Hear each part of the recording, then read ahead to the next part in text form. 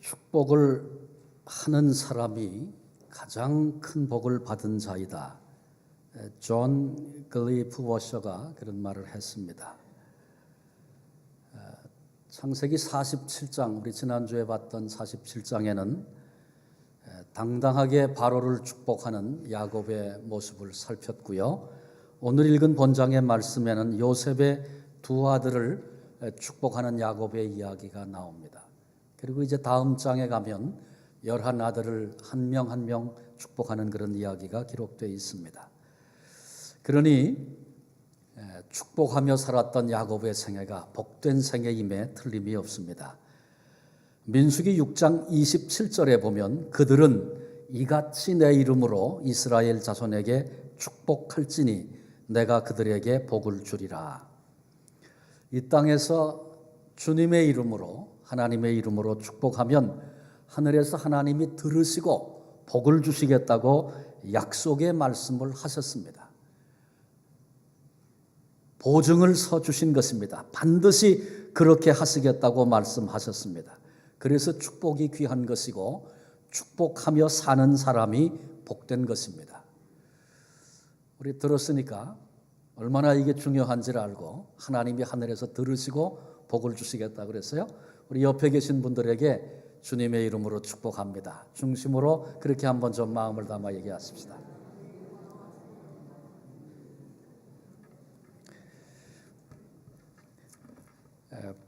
야곱이 애굽 땅에 나이 130의 이민을 갔죠. 17년을 더 살았습니다. 임종이 가까웠을 때 요셉이 두 아들을 데리고 아버지 야곱에게로 나아갔습니다. 아버지의 축복을 받기 위해 찾아간 것입니다. 이때 요셉은 애굽의 총리였습니다. 그러니 이미 모든 것을 소유한 사람이고 그 위에 바로 한 사람 있을 뿐이었습니다. 물질이면 물질, 명예면 명예, 건강이면 건강, 권세면 권세 다 가지고 있었습니다. 그런데 요셉은 진정한 축복은 그런 것이 아니고 영적인 축복이라는 사실을 알았습니다. 요셉은 단순히 보이는 것을 의지하지 않고 보이지 않는 하나님의 축복을 귀히 여기고 사모했던 그런 사람이었습니다. 하나님의 축복을 소홀히 여기는 것, 귀히 여기지 않는 것, 불신앙입니다. 이것은 내 힘으로, 내 것으로 충분하겠다 여기는 교만함입니다. 하나님의 축복을 귀히 여기지 않던 에서가 망령된 자라고 칭함을 받았던 사실을 우리는 알고 있습니다. 그래서 팥죽 한 그릇, 그것이 장자권보다, 하나님께 복을 받는 장자권보다 당장 더 필요하고 더 소중한 것이라고 여겨서 장자권을 팥죽 한 그릇에 팔아버렸던 그의 그 어리석음을 우리들은 알고 있습니다. 그러나 하나님의 축복을 귀히 여겼던 야곱은 복된 인생이었습니다. 그렇게 사모하던 하나님께서 주시는 복을 자신이 받았을 뿐만 아니라 다른 이들을 축복하는 그런 복된 인생이 된 것입니다. 우리도 하나님께로부터 임하는 이 같은 복을 사모하며 살아야 합니다. 오늘 이 아침 야곱이 했던 축복을 살펴보면서 오늘 우리에게 주시는 은혜 함께 나누려고 합니다. 두 가지를 생각하려고 하는데 그 첫째가 야곱이 베풀었던 축복은 믿음의 축복이었다라고 하는 것입니다.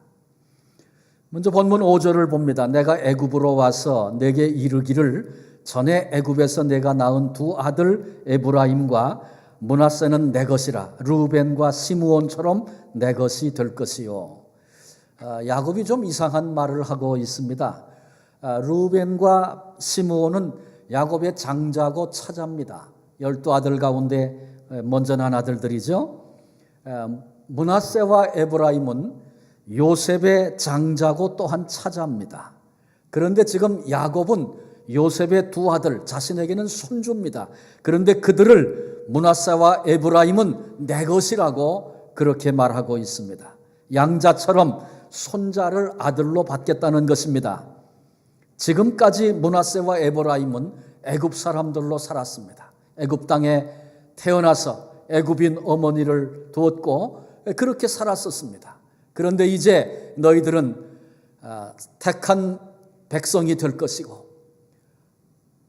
야곱의 아들이 12인데 그 12지파를 너희들이 이루게 될 것이다. 12인데 하나 더, 둘이 더 들어가면 14이 되죠.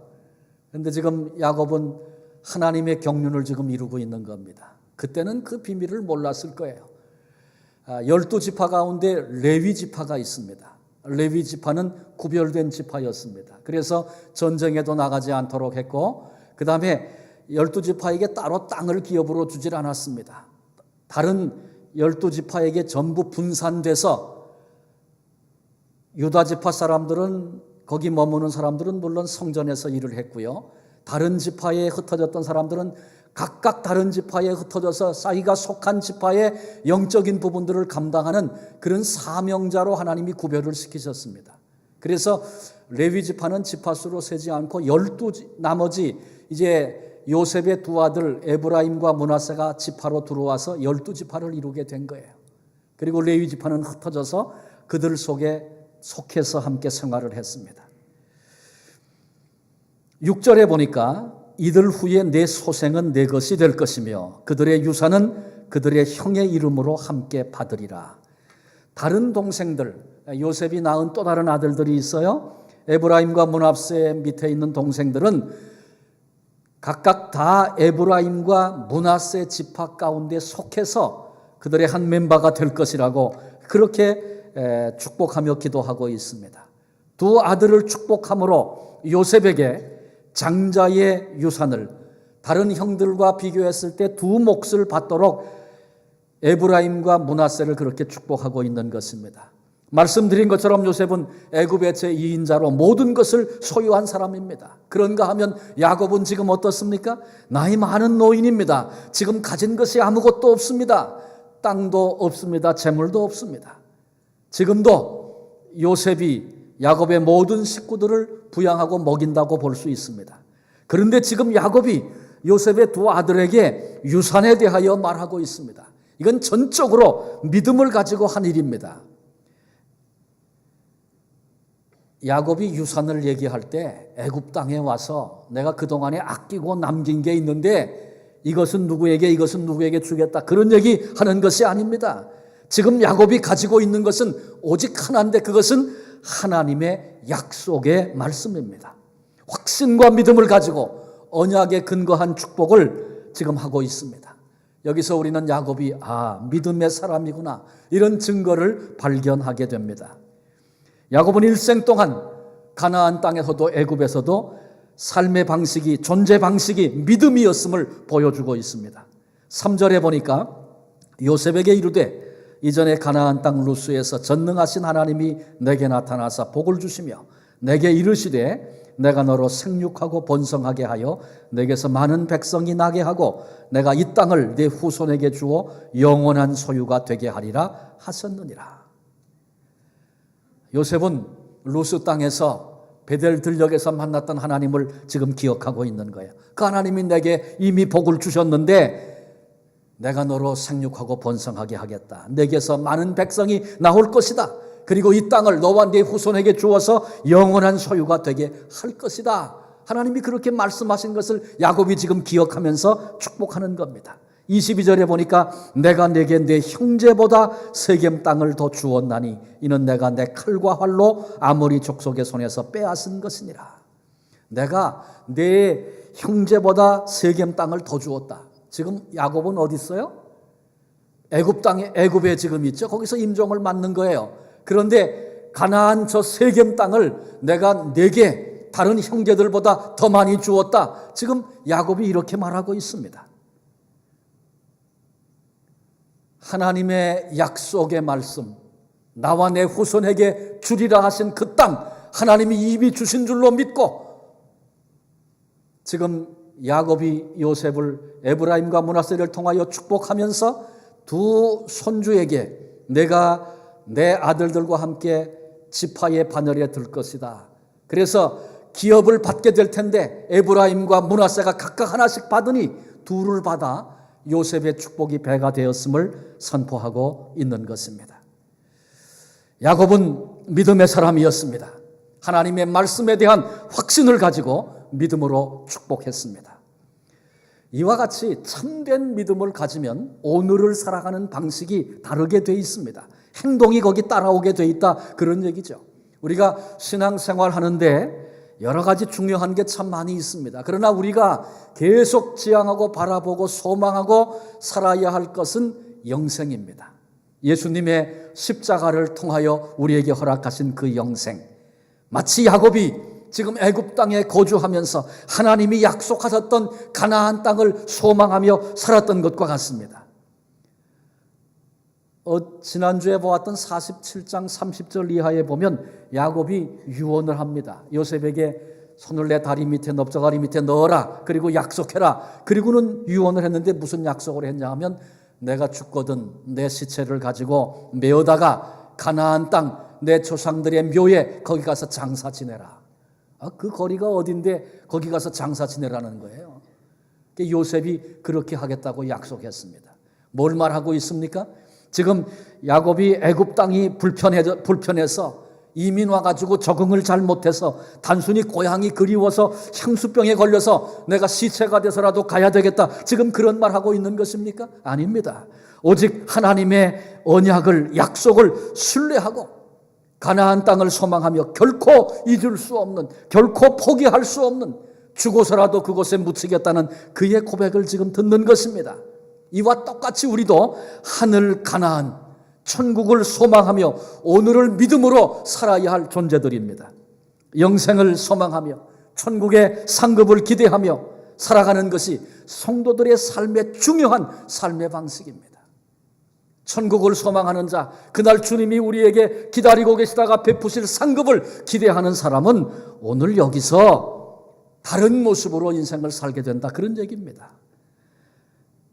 그리스도인들 가운데 많은 분들이 세상의 성공보다 하나님께 인정받는 것을 더 귀중히 여기고 사모하며 원하며 살아가는 사람들이 있습니다. 물질, 얼마나 이 땅을 살아가는데 필요합니까?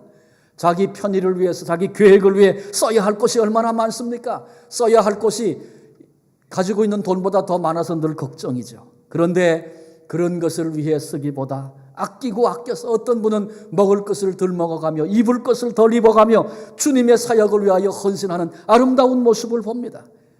시간 제한되어 있는데 우리가 해야 할 일은 얼마나 많습니까? 한 주간의 삶이 얼마나 분주하고 바쁩니까? 할 일이 많습니다. 얼마든지 다른 데 쏟아붓고 해야 할 일들이 많이 있는데 그 시간들을 쪼개서 주님의 사역을 위하여 바치고 헌신합니다.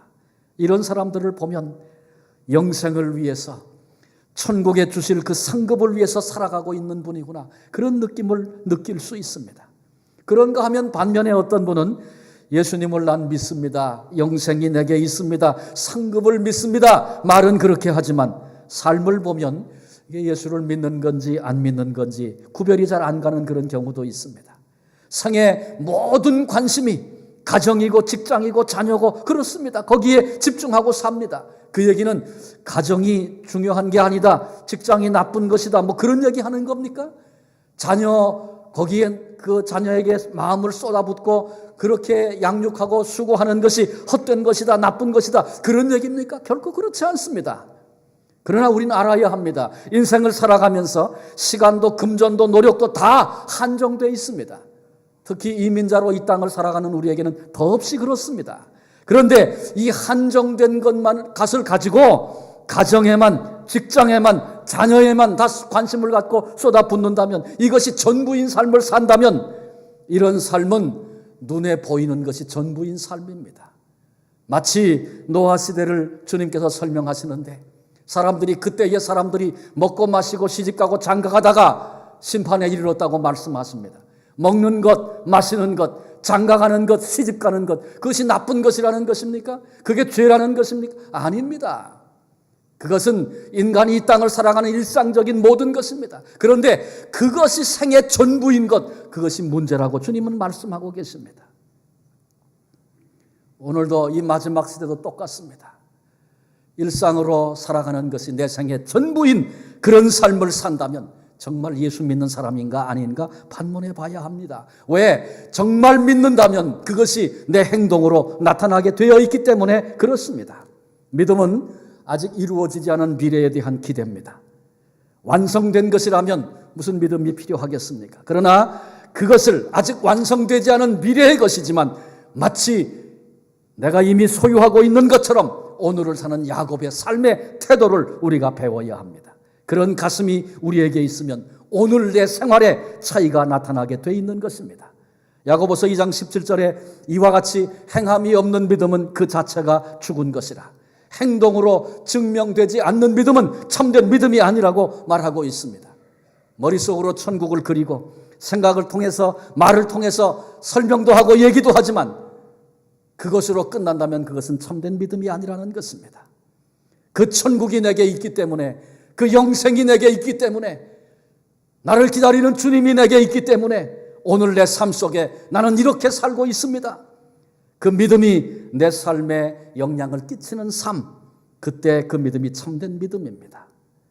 그래서 참된 믿음은 우리의 삶에 능력을 주고 기적을 일으킵니다. 야곱이 지금 이런 믿음을 가지고 있는 것입니다. 내가 가진 것은 하나도 없지만, 눈에 보이는 것, 손에 잡히는 것 없지만 하나님의 약속 반드시 이루어진다, 이 사실을 믿고, 그래서 땅을 다 차지한 것처럼 자녀들에게 복을 나누어 주고 유산을 나누어 주고 그 땅을 기대하고 소망하며 그렇게 살도록 자녀들을 격려하고 있는 것입니다. 우리도 생각해 봐야 합니다. 예수님이 날 위해 십자가에 죽으셔서 은혜의 길을 여심으로 내가 하나님의 자녀 된 것을 여러분 믿으십니까? 하나님의 전지전능하신 하나님, 창조주 하나님을 여러분 믿으십니까? 나는 예수님을 영접했기 때문에 어느 순간 죽어도 나는 천국에 갈 수 있습니다. 이 엄청난 사실을 여러분 믿고 계십니까? 주님이 내게 주실, 기다리다가 주실, 너 애썼다, 수고했다 말씀하시면서 내게 주실 그 상급을 여러분 믿으십니까? 그것이 나의 진정한 믿음이라면 그 믿음을 내 삶에 비추어 보아야 합니다. 내 삶에 이런 믿음을 반영하고 있는 오늘의 삶이 있느냐, 그런 말입니다. 믿음을 증거할 만한 오늘의 삶이 내게 있는가 각각 살펴야 합니다. 여러분, 이 예배 시간이 끝나기 전에 내 삶 중에 하나님의 자녀가 되고 천국의 소망을 갖고 있는 나로서 이렇게 사는 건 아니다 느껴지는 것이 있습니까? 이렇게 살아서는 안 되겠다고 깨달아지는 것이 있습니까? 이 예배 시간이 끝나기 전에 이런 것들을 포기하는 결단이 우리에게 있어야 합니다. 내가 하나님의 자녀로서 예수 그리스도의 십자가를 아는 자로서 나는 이렇게 살아야 되는데 이렇게 깨달아지는 부분이 있습니까? 그렇게 살기로 하나님 앞에 결정하는 이 시간이 되시기를 바랍니다. 우리의 삶이 하루아침에 변하는 것은 아닙니다. 그러나 이 순간 내가 가진 믿음 때문에, 내가 가진 믿음을 내 삶에 반영하여 그렇게 살리라는 결단이 우리에게 있어야 합니다.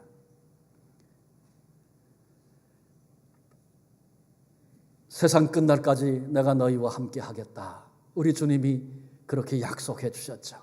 이 말씀을 믿는 사람이면 하나님이 함께 하신다, 이 사실을 전제하고 오늘을 살아야 하지 않겠습니까? 하늘의 별처럼 빛나는 이들이 될 것이다, 하나님께 소망을 두고 그 소망을 베풀고 나누는 자들에게 주신 약속의 말씀이 아닙니까? 그날 그 영광의 날이 내 앞에 있다는 사실을 알기 때문에, 믿기 때문에 오늘 그 영광의 날을 기다리며 그것을 위하여 존재하며 살아가는 삶이 우리에게 필요하다, 그런 얘기입니다. 너는 내 것이다 선언하시고 당신의 것을 지키시고 보호하시는 하나님의 사랑을 알고 믿기 때문에 환난이 와도 풍랑이 와도 두려워하지 않고 주님만 바라보고 오늘 걸어갈 수 있는 그 삶이 우리에게 필요하다, 그런 얘기입니다. 그래서 우리도 변화된 멋진 미래를 소망하면서 그 영광의 나라의 설리를 기다리고 기대하면서 믿음으로 한 걸음 한 걸음 발걸음을 내디뎌 오늘을 살아가는 복된 성도들이 되시기를 바랍니다. 두 번째로 야곱이 했던 축복은 하나님의 뜻대로 했던 축복이었습니다. 아시는 것처럼 므낫세는 요셉의 장자입니다. 에브라임은 이제 요셉의 차자입니다.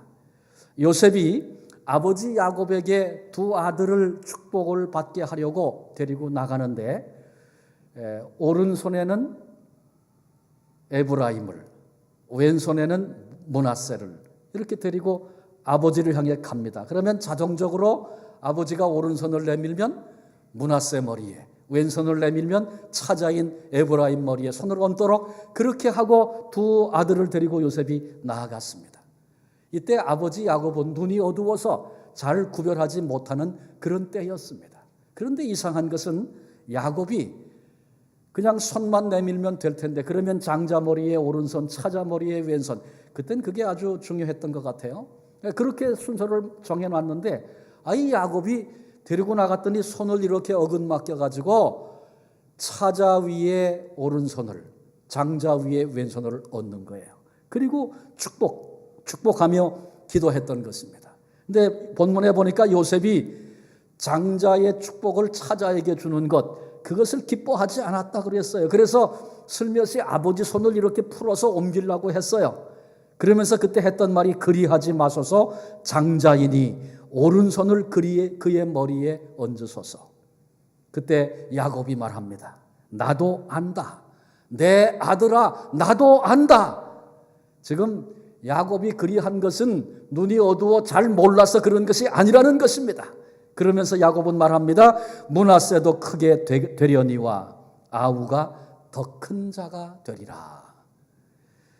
이유가 있어서 야곱이 그렇게 지금 기도하고 있다는 것입니다. 이 일은 결코 야곱이 임의로 한 일은 아니었을 것입니다. 하나님께서 무엇인가 야곱에게 보여주시고 인도하심이 있어서, 성령의 감동이 있어서 그렇게 했을 것입니다. 그렇다면 하나님께서 왜 장자와 차자를 바꿔서 축복하게 하셨는가? 질문이 생깁니다. 그런데 성경에는 그 내용을 하나도 설명하고 있는 것이 없습니다. 그래서 우리는 알 도리가 없습니다. 물론 차자가 장자의 축복을 받은 게 처음은 아니죠. 바로 지금 축복하고 있는 야곱도 차자였습니다. 형이 에서였죠. 쌍둥이였지만. 그런데 장자의 축복을 하나님이 말씀하신 대로 차자인 야곱이 받게 됐어요. 그랬던 야곱이 지금도 차자를 장자로 축복하고 있는 겁니다. 야곱과 에서의 경우에는 낳기 전부터, 뱃속에 있을 때부터 큰 자가 작은 자를 섬기리라, 하나님께서 그렇게 예고해 주셨었습니다. 야곱 같은 경우에는 지나고 봐도 하나님이 그러실 수밖에 없었겠구나 이해가 됩니다. 에서는 큰 자이지만 영적인 축복에 관심이 없었습니다. 세상적인 복, 현실적인 복이 전부였습니다. 그것만을 추구하는 사람이었습니다. 그래서 팥죽 한 그릇과 장자권을 바꾸는데 서슴지 않았던 사람이 에서였습니다. 그런가 하면 야곱은 작은 자였지만 영적인 축복을 그렇게 열망하고 추구하던 사람이었습니다. 하나님이 에서를 제쳐두고 야곱에게 장자의 축복을 주셨다. 우리가 생각해도 그럴만하지 않습니까? 그래서 야곱과 에서의 경우는 잘 이해가 되는데 므낫세와 에브라임의 경우는 전혀 알 길이 없습니다. 하나님이 그렇게 정하셨다. 그것밖에는 설명할 수가 없어요. 그런데 이런 식의 질문이 신앙생활하는 우리들에게 얼마든지 생길 수 있습니다. 하나님, 왜 하나님이 이 사람은 구원하시고 이 사람은 구원하지 않으셨습니까? 하나님, 왜 이 사람은 축복하시고 이 사람은 그냥 버려두셨습니까? 우리 질문할 수 있어요. 왜 믿음 좋은 아무개는 저런 고통과 아픔 때문에 저렇게 몸부림치고 애쓰도록 만들어 그냥 두셨습니까? 그런데 믿음이 시원찮은 아무개는 피둥피둥 오늘도 잘 살고 있는데 왜 그런 겁니까? 질문이 생길 수 있잖아요. 그러나 아무리 궁금해도 우리 그거 알 수가 없습니다. 그래서 바울은 로마서 9장 20절 21절에 이 사람아 내가 누구기에 감히 하나님을 반문하느냐, 지음을 받은 물건이 지은 자에게 어찌 나를 이같이 만들었느냐 말하겠느냐. 토기장이가 진흙 한 덩어리로 하나는 귀히 쓸 그릇을, 하나는 천히 쓸 그릇을 만들 권한이 없느냐, 이렇게 말씀하고 있어요. 설명하면 이런 겁니다. 무슨 바보 같은 소리를 하고 있느냐. 하나님이 얼마나 크신 분인데 하나님이 원하시는 대로 하실 것이 아니겠는가. 따질 이유가 없다, 그런 말입니다. 우리도 세상을 살면서 왜라는 질문이 많을 수 있습니다. 그런데 왜 그리고 질문을 해봐도 하나님의 섭리에 대한 부분은 모르는 것이 참 많습니다. 대답할 수 없는 일들이 수없이 많이 있는 것입니다. 그러나 대답이 없는 것이 아니고 우리가 이 세상을 살 동안에는 그 대답을 알 수 없을 뿐입니다. 그런 경우가 많습니다. 왜냐하면 우리가 사는 세상, 과학적으로 측정될 수 있는 세상은 4차원의 세계입니다. 공간, 이게 3차원이죠. 거기다가 플러스 시간 더하면 그것이 4차원이 됩니다. 그래서 우리는 이 세계에 몸담고 살기 때문에 우리의 경험도 사고도 시간과 공간의 제한을 받도록 돼 있는 것입니다.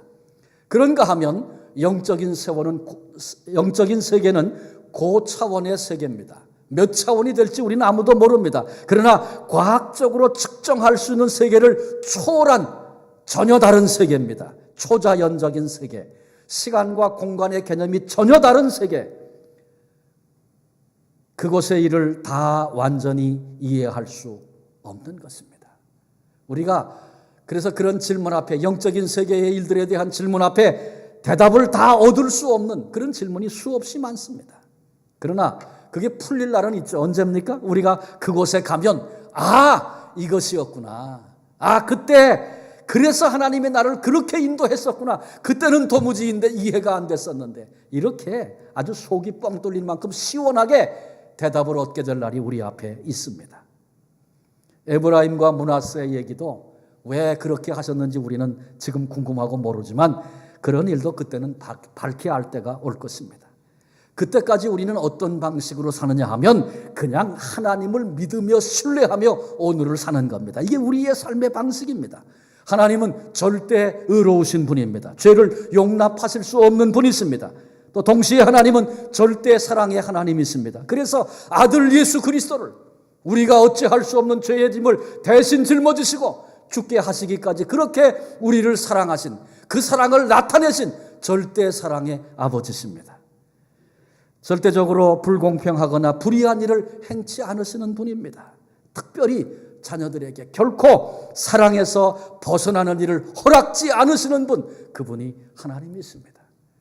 지금은 그게 사랑에서 벗어나는 일 같습니다. 우리는 그렇게 느껴지는 일도 있어요. 그러나 그날 가서 보면 그게 하나님의 사랑에서 벗어나지 않는 복되고 거룩한 일이었구나 알게 될 것입니다. 그러므로 오늘은 단지 믿음으로 그날을, 그 영광을 기다리며 살아가는 자가 되어야 합니다. 그래도 나는 궁금한 게 너무 많아요. 여러분 그러시면 노트에다 갖다 써놨다가 그날 가서 이건 뭐해? 그리고 다 여쭤보십시오.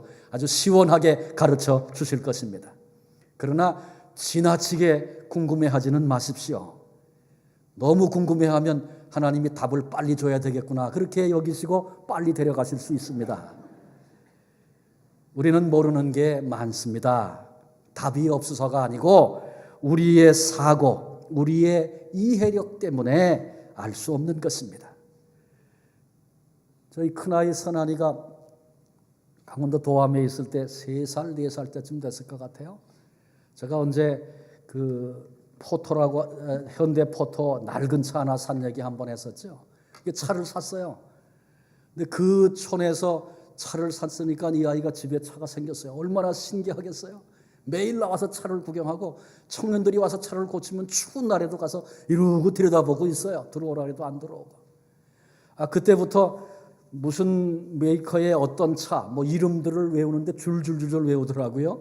차에 관심이 생겼어요, 얘가. 근데 어느 날 이웃교회의 장로님하고 우리 아이하고 같이 저하고 이렇게 목욕을 같이 하게 됐어요. 그 또 몇 분들 아는 분이 있어서 목욕탕에 갔는데 그 장로님이 우리 애를 꽤 이뻐하셨어요. 근데 어느 날 그날 물어봤어요. 야 선하나, 너네 아버지가 뭐 하는 사람이냐? 이렇게 물어봤어요. 그랬더니 선하니가 서슴 아주 망설임도 없이 우리 아버지요, 우리 아빠요, 포토 운전수예요. 그러더라고요. 여러분 3살짜리가 암만 설명을 해도 자기 아버지가 무슨 일을 무엇 때문에 그렇게 하는지 알 수 있겠습니까? 모르는 겁니다.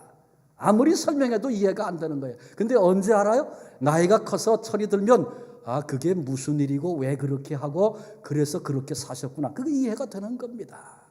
마찬가지예요. 우리가 이 땅에 살면서 궁금한 일 수없이 많아요. 어떻게 하나님이 계시면 이럴 수가 있습니까? 이렇게 항변하는 이야기도 많이 들어봤어요. 이해가 안 되는 일이 많이 있다는 겁니다. 이 세상에는. 그러나 적어도 그리스도인은 하나님이 어떤 분인지를 알고 사는 사람들 아닙니까? 하나님은 절대로 불공평한 일을 행치 않으시고 우리를 절대 사랑으로 이끄시는 아버지십니다. 그 하나님을 믿고 사는 사람들이 우리 아닙니까? 이 땅에 있을 땐 다 모른다 전제해 놓으십시오. 아예 그렇게 내려놓으십시오. 우리가 단지 우리는 내가 알고 내가 믿는 것에 근거해서 결정을 내리며 오늘을 믿음으로 살면 되는 것입니다. 신명기 29장 9절에 보니까 감추어진 일은 우리 하나님 여호와께 속하였거니와 나타난 일은 영원히 우리와 우리 자손에게 속하였나니 이는 우리에게 이 율법의 모든 말씀을 행하게 하심이니라. 이렇게 기록해 주고 있습니다. 감추어진 일이 있다는 거예요. 그건 하나님의 영역이라는 것이죠. 우리로서는 도저히 답을 알 수도 없고 이해할 수도 없는 그런 영역이 있다는 것입니다. 그런데 인간인 우리가 이해할 수 있는 일이 있습니다. 그건 우리 영역에 속한 것인데 율법입니다. 밝히 보여져서 오늘을 어떻게 살 것인가를 가르쳐주고 있다는 것이지요. 하나님의 영역은 하나님께 맡겨드리고 우리는 우리가 이해할 수 있는 우리의 영역에 순종하며 오늘을 살아야 합니다. 우리는 인생을 살면서 신앙길을 걸으면서 이해되지 않는 모르는 나도 도저히 모르는 그런 일들을 수없이 많이 경험하게 될 것입니다. 그러나 여러분 모르는 일에 매이지 마시길 바랍니다. 질문해도 고민해도 모르는 영역은 내가 아무리 애를 써도 알 수 없는 것입니다. 단지 우리는 아는 것에 순종해서 하나님이 누리기 원하시는 그런 복을 누리며 살 수 있는 은혜가 우리 모두에게 있기를 바랍니다. 야곱에게 요셉은 어떤 아들입니까? 어린 시절에도 사랑하던 아내 라헬을 통하여 얻은 아들이죠. 색동옷을 입히고 유달리 사랑했던 그런 아들입니다. 그런데 그가 죽었습니다. 없어졌습니다. 죽은 줄로만 알았습니다. 나이 많아서 거의 기진맥진해질 무렵에 아들이 살았다는 소식을 듣고 야곱이 소생해서 애굽으로 오지 않습니까? 그곳에 와서 총리가 되어져서 엄청난 일을 하고 있는 아들의 모습을 보는 그 아버지 야곱의 마음이 얼마나 좋았겠어요. 온 세상을 주고도 바꿀 수 없는 아들이 요셉 아닙니까? 그런데 그 아들 요셉이 아버지 이렇게 하지 마시고 이렇게 하세요. 장자에게 므낫세에게 오른손으로 안수해 주세요. 축복해 주세요. 그 아들이 원하는 겁니다. 다른 사람 아니고 요셉이 원하는 거라면 내가 할 수 있는 건 다 해주지. 이게 아비의 심정 아니겠습니까? 그러나 야곱은 인간의 뜻을 앞세우지 아니하고 하나님의 뜻대로 말씀드렸던 것처럼 왜 그런지 도무지 이해되지 않는 일이지만 하나님의 뜻 앞에 순종하고 있는 야곱의 축복하는 모습이 얼마나 향기롭습니까? 요셉도 마찬가지입니다. 안 된다. 그렇게 할 수 없어. 내가 알고도 하는 거야. 아버지가 그렇게 말할 때 아버지 아니 어떻게 내게 이럴 수가 있습니까? 요셉이 그러지 않았습니다. 도무지 이해가 안 돼도 그러나 하나님의 경륜 속에 있는 것 신뢰하고 믿음과 기쁨으로 그 일을 받고 있는 요셉의 모습도 얼마나 귀한지 몰라요. 우리도 배워야 합니다. 남은 생에 살아가면서 하나님의 인도하심과 이끄심 앞에 때로는 이해되지 않고 알 수 없고 우리 가슴 속에 항변이 생길 수도 있어요. 그게 인생이에요. 그러나 그럼에도 불구하고 내 생각을 꺾고 기꺼이 순종하는 그 길 걸어갈 때 마침내 하나님 나라 하나님 뜻을 이루는 귀한 생애 될 줄로 믿습니다. 오늘 우리 야곱의 축복을 생각했습니다. 두 가지였어요. 믿음으로 그는 축복했습니다. 가진 것 하나도 없어요. 눈에 보이는 것, 손에 잡히는 것 없어요. 그렇지만 하나님이 너와 네 후손에게 주겠다 영원한 소유가 되리라 말씀하신 것 그 언약 믿음으로 붙잡고 자손들에게 그 땅을 분배하며 축복하고 있는 야곱의 축복. 내 뜻대로가 아니라 사람이 좋아하는 대로가 아니라 내가 사랑하는 요셉이 원하는 대로가 아니라 이해되지 않아도 하나님이 주신 말씀대로 그렇게 가고 있는 하나님의 뜻대로 하는 야곱의 축복 우리가 함께 살폈습니다. 오늘 내 신앙생활 속에 분명히 붙잡아야 하고 나도 그렇게 가야 할 부분들이 우리에게 있는 줄로 믿습니다. 나는 어떤 것을 귀중히 여기며 살아가는 사람입니까? 오늘 이 시간 하나님 앞에서 야곱처럼 귀중히 여길 것을 귀중히 여길 수 있는 결단이 있어서 남은 생에 하나님 나라 이루고 하나님의 기쁨이 되어지는 한 분 한 분 되어지시기를 주님의 이름으로 축원합니다. 기도하시겠습니다. 하나님, 오늘을 살고 있는 성도된 우리들에게 때로는 대답을 알 수 없는 이런저런 사건과 일들을 경험하기도 하고, 하나님이 사랑이시라는데 사랑의 하나님이 왜 내게 이런 일들을 주십니까? 반문할 때도 우리에게 생깁니다. 그러나 오늘 야곱이 하나님의 언약하신 말씀 하나 붙잡고 믿음으로 후손들을 축복하며, 야곱이 사람의 뜻대로가 아니라 하나님의 뜻 앞에 아직 이해되지 않아도 알 수 없어도 순종하며 나아가고 있는 그의 귀한 축복의 모습을 우리들이 살폈습니다. 우리들의 삶의 자리에서 이 말씀 떠오르고 기억나게 해 주옵소서. 내가 오늘 무엇 때문에 분주하고 어떤 일에 마음을 쏟고 있는지 살피면서 이것이 전부 다여도 되겠는가 질문하면서 하나님 앞에 오늘 내가 가져야 될 결단들 앞에 일어설 수 있는 우리 모두가 되게 해 주옵소서.